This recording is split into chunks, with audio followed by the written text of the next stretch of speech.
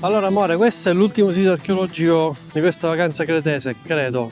Cioè non credo che ti ci porto in altre parti, che lo so che mi vuoi male. Qua siamo a Festos, siamo al parcheggio, abbiamo parcheggiato qui. Il mio amore si mette la crema. Festos è l'antica città minoica, famosissima, prevaricante all'interno del contesto cretese.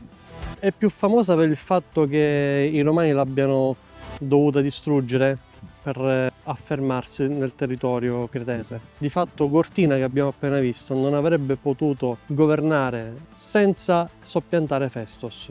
Ha avuto il triste destino di essere sommersa dall'acqua, maremoti, terremoti, guerre, incendi. Knossos di fatto è stata ricostruita in maniera artificiale dall'archeologo Evans.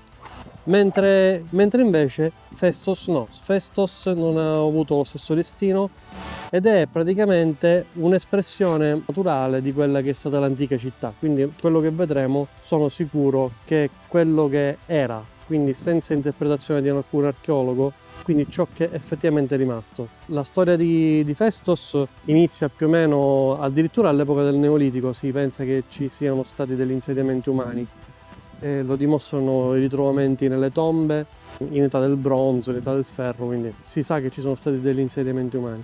Abbiamo tracce un po' più concrete dal 2000 al 1800 a.C., quindi esattamente come Knossos, civiltà minoiche che hanno dominato quest'isola. Caldino? Mamma mia. C'è caldino oggi, Ci sono 35 gradi. La nostra moto, poverina, ci porta da tutte le parti, non la lavo mai. Ogni tanto dovrei dedicare un po' di tempo. Scarpette. Bagnetto. Scarpette, bagnetto, guardate ecco le scarpette, vedete? Ecco. Vabbè, va, andiamo avanti. Zeus, innamoratosi di Europa. Guarda che bello gattino. Guarda, Nicio. Chissà dove lo porta. Sai che è la prima volta che vedo un gattino così? Sì. Sì, che porta dei gattini, vabbè. Niente, Zeus, innamoratosi della dea Europa, decide di averci un figlio e lo chiama Diodoro. Vabbè, adesso i riferimenti mitologici ve li lascio googlare. Diciamo che sostanzialmente è stata riscoperta nel 1850 e questi ritrovamenti li dobbiamo agli italiani che collaborarono con i greci. Una volta che Creta diventò indipendente completamente nel 1898, la scuola di archeologia italiana incominciò gli studi di Festos. Cominciarono le escavazioni grazie all'archeologo Halber. Finirono poi praticamente più o meno nel 1950, quindi furono interrotti con l'avvento della prima e della seconda guerra mondiale. Adesso vi faccio vedere una veduta dall'alto del palazzo come è stato trovato. Non sono state fatte aggiunte o migliorie o interpretazioni da parte di nessun archeologo. Eccolo qua. Quello è il palazzo centrale. 15 euro il biglietto. Allora, qui gliele voglio anche spendere 15 euro perché più o meno c'è la parvenza di un sito, indicazioni, cestini, queste robe qua. Su Gortina, devo essere sincero, sono un pochino incazzato come vi ho detto prima, ma lasciamo stare, godiamoci la vacanza. Per che cosa è famosa Festos? Oltre ad essere stata una città minoica, sotto le mura del palazzo praticamente è stato trovato il famoso disco di Festos, che noi abbiamo visto al museo di Heraklion. Per quale motivazione questo disco è stato scolpito con questi segni? Cosa vogliono significare? Molti attribuiscono quei disegni a una filastrocca, qualcosa per bambini, però non tutti concordano perché dedicare un manufatto così importante, così elaborato a una storia di bambini fa storcere il naso un po' a qualcuno. Guardate qua la lavorazione liscia delle pietre. Allora, questo palazzo, dovete considerare, nella collina ci sarebbero altre strutture che non sono state scavate per essere scoperte, come spesso capita, perché magari di minore importanza. Questa è la parte più importante che è stata tirata su dagli archeologi italiani. Tutto questo che state vedendo è assolutamente originale. Qui è bello perché ti dà l'idea effettivamente di quello che era il palazzo. Guardate le colonne lì al centro. C'è un po' di vento, aspetta, mi riparo. Immagino i 4.000 legionari romani che vennero per distruggere Festos, per dare una dura lezione al popolo che si stava opponendo alla dominazione romana. Queste sono stanze laterali. Ci sono delle incisioni e non riesco a capire cosa possono essere perché non mi ci fanno entrare, quindi non le riesco a vedere. È la stanza del re. Gli appartamenti reali. Si dice che questi siano stati gli appartamenti reali. Beh, più che si dice c'è scritto, quindi non è che mi sto inventando niente. Emanuela, quello che tu stai vedendo, quello che stiamo vedendo, è esattamente quello che è stato ritrovato. Non è stata fatta nessuna aggiunta o sistemazione, l'hanno semplicemente scavato. Guarda gli smottamenti del terreno, cosa hanno potuto creare durante i terremoti e le catastrofi naturali che hanno colpito questa città. Abbiamo parlato a lungo del disco di Festos ed è, come scritto in questo cartello, ed è qui che è stato ritrovato, al di sotto di questo, diciamo, magazzino, è stato ritrovato il disco di Festos. L'importanza di questo disco, di poter racchiudere al suo interno il segreto dei segni minoici. Avevano una scrittura, seppur elementare, di qualche significato, ma non si sa che cosa. Non lo sapremo probabilmente mai, almeno la nostra generazione. Come potete vedere non ci sono mura. Forse qualche punto di osservazione magari ci sarà anche stato, però non siamo abituati noi a vedere delle città senza mura di protezione. Evidentemente, come Cnosso, non si aspettava di essere attaccata o invasa. E mentre Emanuela sale le scale minoiche, le salgo anch'io, gli altri le scendono, andiamo a goderci la vista del palazzo dal lato sud, il complesso degli artigiani. Abbiamo visto come i minoici fossero degli abilissimi artigiani, abili lavoratori della creta di oggetti metallici usati per fare la guerra. Quindi vi ricordate le asce e tutto quello che abbiamo visto al museo di Eracleion? Molti di questi oggetti venivano fatti qui, in questi complessi qua. Quindi immaginatevi decine e decine di lavoratori in questo complesso intenti a fare il loro mestiere di artigiano. Festos doveva contare circa 15.000 persone. Dopo il periodo minoico, il periodo ellenistico, il periodo romano, Festos in sostanza scompare per dare spazio poi a Gortina. Dopo il suo abbandono e la sua distruzione non se ne è saputo più nulla. Ripetiamo che poi solo grazie a storici greci si è potuto sapere di questo complesso, grazie anche all'intervento di archeologi italiani. Dai Mario, questo è l'ultimo, non te ne faccio vedere più siti archeologici. No, Ok, ora tipo fare i siti archeologici serali, tipo Sitia? Sitia, Vi ricordate Sitia in Turchia? Che poi non è Sitia, è Side. Side. Tra l'altro mi è comparsa una notifica oggi che ho pubblicato il primo short di Side proprio oggi dell'anno scorso, che abbiamo visitato però in Turchia. Andate a vedere il video se non l'avete, anzi ve lo linko da qualche parte se mi ricordo. È molto bello, mi piacerebbe ritornare per visitarla un po' meglio. Amore, visitarla un po' meglio? assolutamente.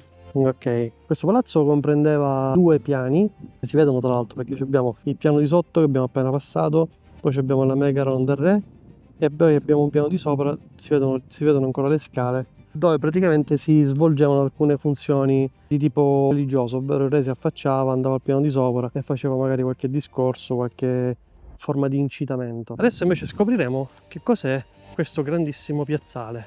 Questa era la sala centrale del palazzo. Da lì praticamente entrava il re, ci doveva essere probabilmente un luogo dove il re si sedeva, un trono, qualcosa, vabbè, questo è chiaro. E in questa sala praticamente si concentrava l'attività istituzionale del governante. Si discuteva di politica, di commercio, di guerre, perché no? Tutto in questa sala. C'è una stanza di 4.000 anni che doveva essere adornata probabilmente di pavimenti lucidi, di pareti colorate, e doveva essere molto bello tra le altre cose.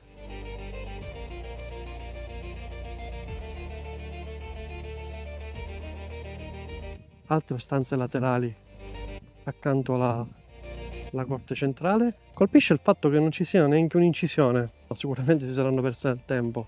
Andiamo a vedere un particolare interessantissimo, che sono queste colonne lavorate. Vedete qua, perfettamente lisce ancora. Queste sono originali, Questa è una seduta, chissà per quale motivo, non si sa. Io non lo so, almeno se qualcuno può saperlo lo può scrivere sotto nei commenti. Un'altra via di accesso per la stanza principale. Mi sono perso Emanuela. Eccolo. Emanuela ha scoperto qualcosa. Quando Emanuela è entusiasta mi fa piacere perché so che ho trovato qualcosa di interessante. Vediamo se la Rumbu casco moro. Un micio, io mi sono messo paura. Ah, ok. Dice un micio morto? Mortos? No, è vivo, è vivo. Sì, lasciò, sta dormendo, ma lascia. Ok. Allora, evidentemente se gli hanno lasciato questa giara che è stata posizionata per far capire che cos'è, sono stanze di conservazione, ecco. Abbiamo visto anche i magazzini, che poi questi magazzini che sono praticamente adiacenti alla sala centrale sicuramente erano protetti perché contenevano oggetti direttamente appartenuti al re.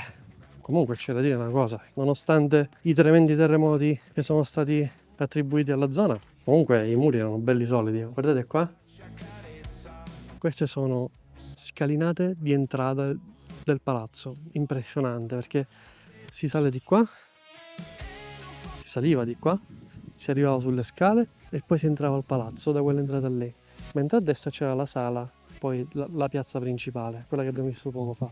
Guardate che bello.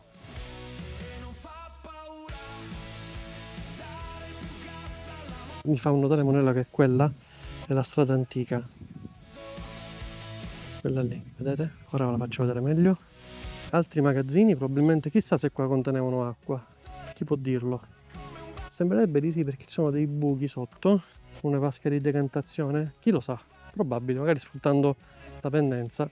Qui c'è una spiegazione, quindi posso essere più preciso. Questi contenitori concentrici di fatto non si sa a che cosa servissero e ne hanno trovati alcuni anche nel palazzo di Malia che noi non abbiamo visitato e al palazzo di Knossos. Infatti mi ricordo c'era qualcosa, pensavo fossero delle vasche di acqua, però con precisione non si sa. Qualcuno magari pensa che siano vasche di contenimento per quello che riguarda grano e altri cereali. Dopo questi scalini c'è questo muro, lì c'era praticamente il palazzo, quindi deve essere una cosa veramente impressionante da vedere. Quindi tu arrivavi sostanzialmente dalla strada principale, dalla vecchia strada principale che è questa che scende qua sotto, vedete? Poi a un certo punto ti trovi qui e ti trovi all'entrata principale del palazzo, pazzesco. Emanuele si è perso a Festus nel frattempo, ma deve fare il giro, perché lei se ne va in giro per i cazzi suoi, sistematicamente per la strada, non ha un buonissimo senso dell'orientamento. Il sito è molto bello, guarda. È molto bello, sì. Mi piace il fatto che rispetto a Knossos non ha subito quella denaturalizzazione rispetto a quello che sono i resti. Qui è tutto assolutamente originale, quindi ha quel senso di abbandono, quel senso di distruzione. Questo è l'ultimo sito archeologico del viaggio, secondo me, a meno che poi nel Peloponneso ce ne troviamo qualcuno, ma insomma non credo. Quindi visita consigliata assolutamente. Come potrei dire il contrario, perché a me piacciono questi siti, quindi se accoppiate il museo di Heraklion con Cnosso e Festos, tutto ha molto più senso, anche perché qui è stato ritrovato il disco di Festos. Bene, mi sono dilungato troppo, alla prossima. Anche lei è stata molto interessata al video. È stanca, vero? Caldo. Scheda di isolazione, ma ce l'ho fatta. Povera bimba, ora ci andiamo in piscina, va? Al tramonto scivola la moto